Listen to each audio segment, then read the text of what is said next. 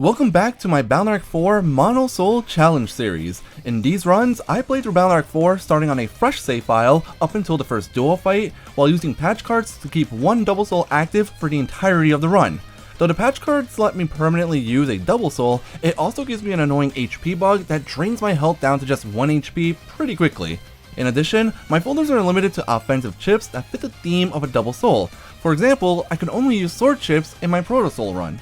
Since my Thunder Soul run was the most recent one that I played, I figured I would continue with the Element Circle and make Aqua Soul my next one. Aqua Soul is pretty simple with just 2 abilities. First, Mega Man won't slip on ice panels when Aqua Soul is active, which is nice, I guess. More importantly, Aqua Soul lets you charge any non-dimming Aqua type chips to make them deal double damage. Not a bad ability overall, especially since I'll have access to plenty of Aqua chips throughout this run. Before getting into the run, let's take a quick look at the rules. As always, I'll be starting from a fresh save file, with the Aqua Soul patch card active at all times, giving me permanent access to the soul, but also giving me that nasty HP bug that keeps me on my toes. As for my folder, I'll be limiting myself to only using Aqua type chips for offense. This will include time freezing chips like the Aquaman and Coldman chips, one of which I am guaranteed to have access to. Supportive chips like the Crackout chips are legal, but to bump up difficulty, the Invis, Barrier, Pop-Up, and Recover chips are all banned. With the rules out of the way, let's see if I struggled as much as I did with Number Soul, or if I breezed through the game like I did with Thunder Soul. We start out the game in our fresh save file, where for the very first time, my starting folder is 100% worthless. Before this run, I was able to use the sword chips with Proto Soul, or the non-element chips for Guts, Metal, Roll, Number, and Thunder Souls. But since Aqua Soul doesn't benefit from those chips, I can't use them, which means I'm stuck using my Bubbler charge attack, which charges almost immediately, for a measly 20 damage per shot. I don't get access to any chips until after going to Electown and starting the first Shademan scenario, at which point I can buy 4 copies of Bubbler R from the ACDC 2 shop. This time around, neither Shademan nor the prelims cause any issues, and I get past them without any deaths. Being able to do 100 damage to viruses with a Bubbler certainly helps, though with only 4 of them in my folder, they don't show up all the time. In the first round of the Density Tournament, I once again faced off against Tetsu. And yes, I of course died in this scenario while fighting the Mafia Navis, and then I died a second time. And a third time. Honestly, not bad considering my folder is literally 4 Bubblers and a wide shot chip I got from Lark viruses. The fight against Tetsu really shows how limited my folder is at the moment. On my first turn, I ended up getting just a single copy of Bubbler. Like I said, 100 damage is nice, but not when your opponent has 300 HP. On turn 2, I didn't get a single Aqua chip, which means I had no chips to use on that turn. Luckily, I had 3 copies of Sword chips that I could load just to get them out of my custom window for turn 3. And on turn 3, I did have a second Bubbler, but I decided to use Area Grab instead since I was worried about dodging attacks with limited area myself. And finally, on turn 4, I used that second Bubbler to bring Tetsu's Navi down to 20 HP and finish him off while he was summoning a virus. Great timing on him trying that one. Round 2 is the mandatory Aquaman fight, but me making the joke of calling him Jason Momoa, it's getting old. Just kidding, I'm always gonna make that joke. The good news about this scenario is that it forces Aqua Element viruses to show up on the net, which should make it easier to get more wide shot chips. The bad news is that the game just decided against that happening. So yeah, I'm going into the Aquaman fight with less than 8 chips that I can use to damage him. Fortunately, my first turn consisted of using Panel Grab and a Bubbler, letting me do some damage to Aquaman and prevent him from hitting me back with his Bubbler attack. This should have guaranteed me a win, but I also got 0 chips that I could use after that first turn, so eventually I did end up losing this fight. This is the worst run so far in terms of chips for my early game folder. Attempt 2 looks similar to the first attempt, but this time I got 2 copies of Bubbler in my starting hand. What a huge improvement. And despite once again having a few turns where I couldn't use any offensive chips, having access to Panel Grab and Crackout helped keep me alive long enough until I found my final Bubbler, which gave me the win against Aquaman. I didn't expect any deaths against him, but it is what it is. My folder is just too limited at the moment. Last up in this tournament is, surprise surprise, Topman. Though to be fair, I did not want to fight Sparkman this time around. Although I don't need elemental weaknesses to get me deleted, I could do it against viruses instead. I also made sure to get more copies of Wide Shot, which of course gave me some false confidence. I thought that I would be able to take on Aquaman Alpha for his chip, which goes poorly. 1000 HP is a little more than I thought he would have here. The fight against Topman went quite well, with me getting my Wide Shot chips back to back, letting me dish out decent damage. But unfortunately, I tried using Double Crack on his area only, which let his mini-tops get onto my field and get the deletion against me. Lesson learned though, so let's move on to fight 2. Here, I corrected my mistake by using Crack Out on my own panel this time, blocking his first attempt at using his mini-tops. Then, after hitting 2 Wide Shots in a row, I strategically used my one overheated brain cell to calculate where his next tops would move on my area while I was in a custom window. This doesn't count as pause buffering, right? I hope it doesn't, because I had to do it on my next custom window as well, where I had all 4 of my sword chips in hand. I really couldn't wait to be rid of those. And with Topman's HP getting low, I was able to finish him off with a charged Wide Shot. Not bad overall, especially given how limited my folder is. I hope my folder can be full of Aqua chips later on in the run. After getting the amusement park tickets with some well-placed Wide Shots, it was time to break into park area. If this sounds familiar, it's because these runs are getting a bit repetitive. Let's break up that repetition by dying to the normal Navi defending the park area gate. Wait, that doesn't sound like a good idea. Fun fact, he has access to recover chips, and he can apparently use them at the exact right moment. Luckily, the rest of the park area was deathless for the first run through the area, and Higsby's Lotto Machine gave me the much needed Custom 2 program, as well as the Wide Shot 3 chip. Next up on the chip hunt was the Purple Mystery Data in AC/DC 2, which contains a very important chip for later on in the run. And last up on my first night of the Aqua Soul challenge, I went through the toy Robocoms, and I managed to do it completely deathless. That might actually be the first time I didn't get deleted in those comms. At the start of night 2, I needed to do the very fun and not at all annoying point collection prelim for the second tournament. Somehow I made it through that fiasco without dying as well, so let's move straight into that next tournament. My first round opponent was once again Crusher. Please tell me this isn't about to be another Heal Navi Trinity run. This scenario is of course a quick and easy one, so after just a few minutes I was ready to take on Crusher. At this point in the game, I had obtained some copies of the Blizzard chip in the H code, which I used immediately and missed in the battle. Turns out, he's a back row camper, which I didn't realize right away, despite having played Balnark 4 hundreds of times in my life at this point. Now, remember that important chip I mentioned earlier? Here it finally is in action. Okay, maybe not. Turns out I took too long after making those holes to use it, so it failed to work when I did finally fire it off. Yeah well, we'll try it again later on. Crusher also kept spawning viruses in this fight, which I decided to target with my bubblers to avoid taking damage from them by mistake. But that's okay, because as it turns out, once I've taken some of his area, Blizzard can finally reach Crusher, which means that 2 of those finish him off. That was an interesting fight. Next is Metal Man, which means it's time to kick rocks. I mean punch rocks. Apparently, I'm not always good at that minigame because... yeah, this one took me a couple of chances. Against Metal Man, I started turn 1 with 2 copies of Bubbler, which is pretty good. On the second turn, I had 2 Wide Shots and a Crack Out, which I was able to use on the perfect panel.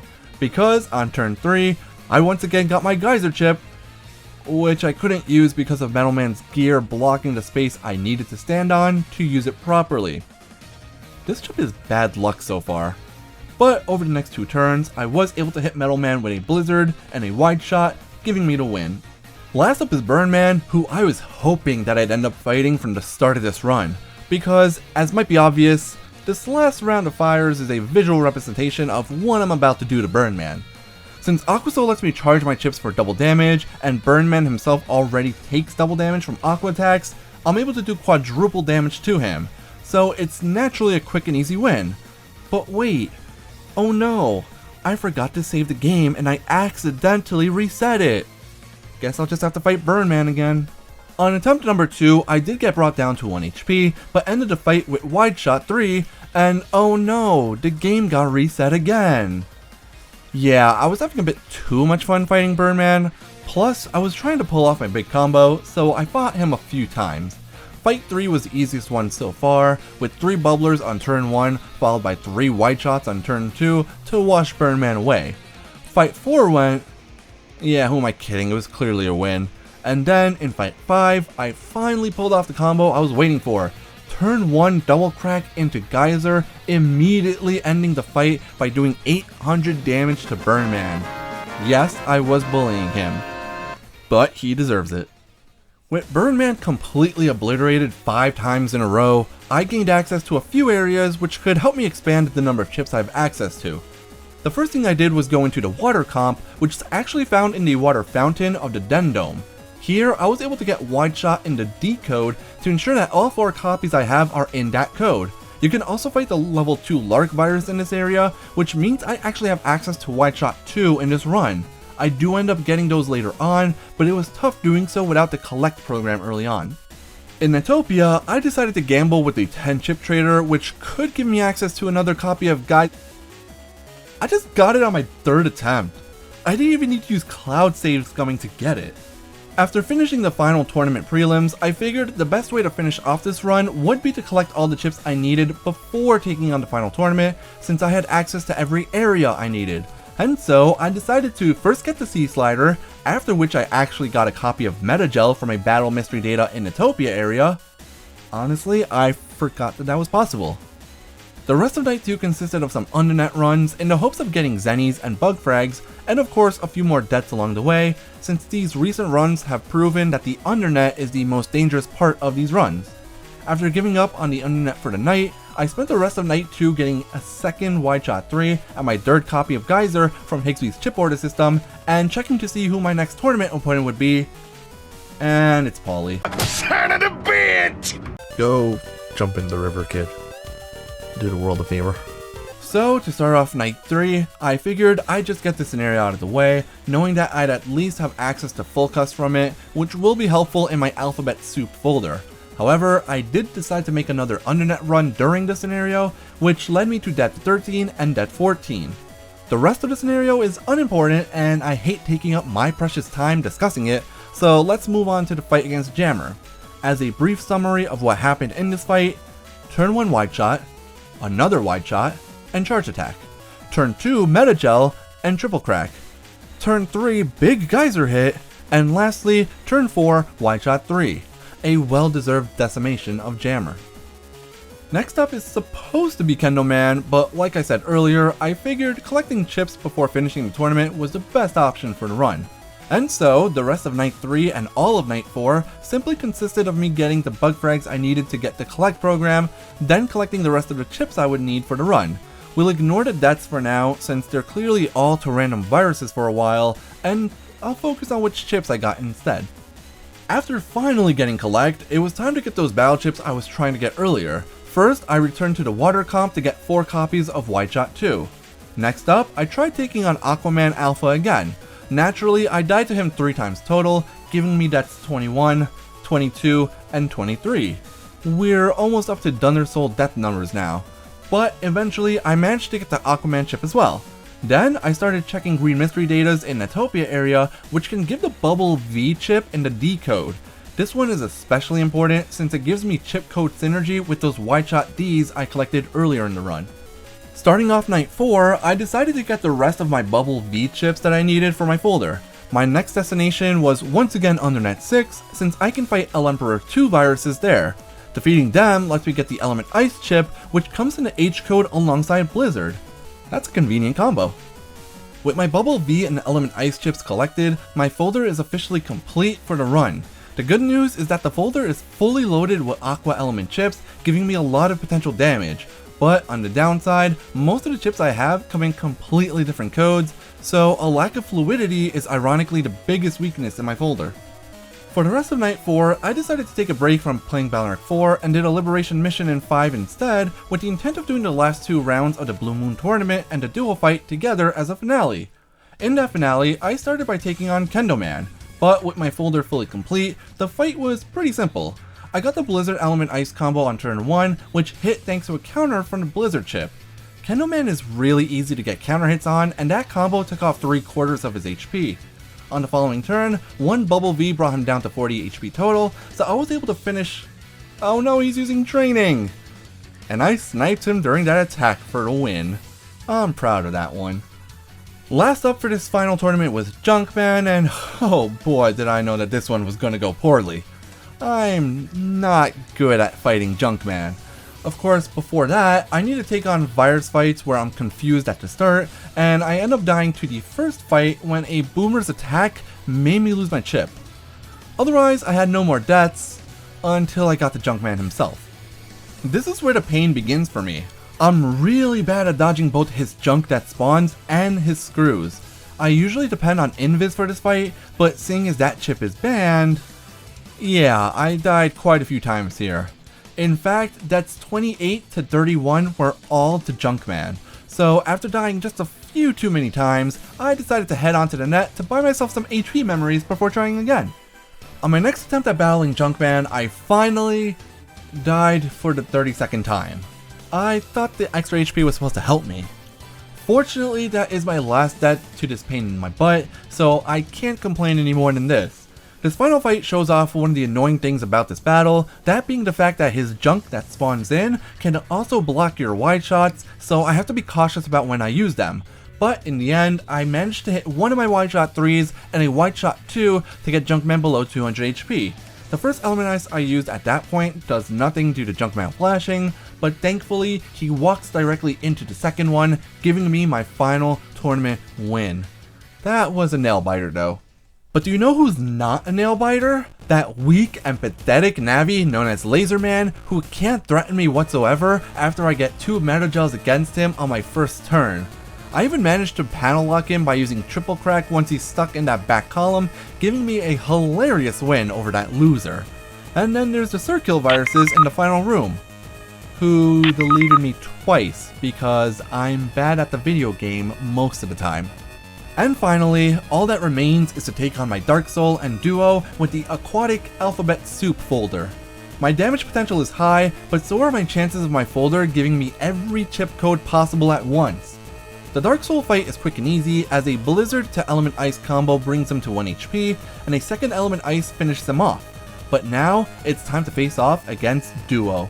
Turn 1 against him gives me a Geyser, but I figured it would be better to save them up to use together as his HP got lower. So instead, I went with 2 Bubble Vs and a Wide Shot, which I of course missed with 2 of them. Not a great start. On turn 2, I did hit him with a pair of Wide Shot 2s, though the animation of one resulted in me taking a hit from Big Hook. On turn 3, I learned my lesson and was a bit more patient with my chips, hitting all 3 while avoiding his attacks. And finally, on turn 4, I got all 3 of my geysers, giving me enough damage to finish him off. The first connects well, but the second one missed, which unfortunately means defeat immediately afterwards, as I didn't expect his follow-up attack right after I left my custom window. This puts me at 35 deaths, tied for the most I've had in these runs. If I die again, Aqua Soul will have the most deaths among all my Battle.Net 4 runs so far. Turn 1 goes well with me hitting 2 Bubble Vs, a Wide Shot, and a Charge Shot to deal 460 damage total. On turn 2, I go for Blizzard, but misplace it so there's only 1 ice panel on my field. Still, getting 600 damage off with 2 element ice chips is pretty good for the turn. Turn 3 is where things started going poorly, with one of my wide shots being blocked, while I also took 2 hits, bringing me below 100 HP. On turn 5, I decided to make it a quick one, with just a successful geyser hit into that full cust I got from the Water God comp. With Duo being at 220 HP now, a single wide shot 3 wouldn't end the fight. So instead, I loaded up 3 bubbler chips. If they connect, I win. Otherwise, I'd be at 1 HP, dodging for dear life. Duo uses his laser, and I'm about to reveal info I didn't mention until this exact point. The bubbler chips don't cause flashing, so even though Duo hits me with a fist after the laser, my 3 bubbler chips in succession end up defeating him, winning me the run. That was a tense finale. I can't believe that it only took 2 attempts for me to defeat Duo. I've gotten used to dying against him just a few times before finally taking him down. Even Roll Soul had more deaths against Duo than this run. Overall, it was really fun though. I know people give Aqua Soul some flack, saying that it's not that great of a soul, but I think this run helps to prove otherwise. There are so many Aqua Element chips available in the game even on the first playthrough that I genuinely think that Aqua Soul can be really good. Of course, it's not as good as Aqua Cross is in Bound Arc 6, but that's something I'll be discussing another time. For now, I'm going to enjoy how easy those duo fights actually ended up being with Aqua Soul. If you enjoyed this video, please give it a like, comment below if you enjoy using Aqua Soul, and consider subscribing to my channel for some more Bound Arc content. In addition to these Mono Soul challenge runs in Bound Arc 4, I also have 2 series relating to the Bound Arc games, one of which discusses strong chip folders from throughout the series, while the other discusses how individual chips have changed throughout each game. And if you're a fan of Pokemon, I also do Nuzlocke and other Pokemon content as well, so you can look forward to that. And as always, thanks for watching.